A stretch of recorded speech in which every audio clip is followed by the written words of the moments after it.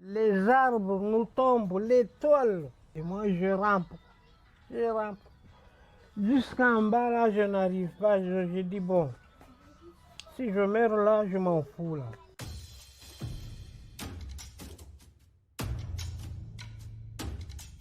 Au moment de Chido, vraiment, c'est catastrophique. Il n'y a rien d'ici. Tout est disparu au niveau du Banga, au niveau du maison. Chido, en fait, a tout balayé. Donc, il n'y a plus d'agriculture, il n'y a plus rien. C'est un bouleversement total.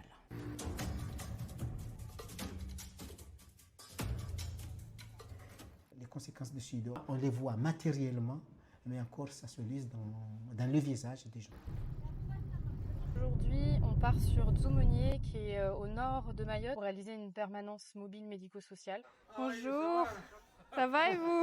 C'est des consultations de personnes concernées qui ont souvent des pathologies chroniques, diabète, hypertension, ça peut être des enfants avec malnutrition. 20 de tension, c'est énorme pour les artères. C'est arrivé Chido, on a répondu à l'urgence. On a rencontré plusieurs difficultés. Déjà, ça a été de les recontacter, savoir comment ils vont. Une fois que ça a été fait, on a remis en place les PMMS et on a constaté une très grande précarité qui était déjà existante, mais qui là était encore plus significative. On a vu des blessures surtout liées au tôle.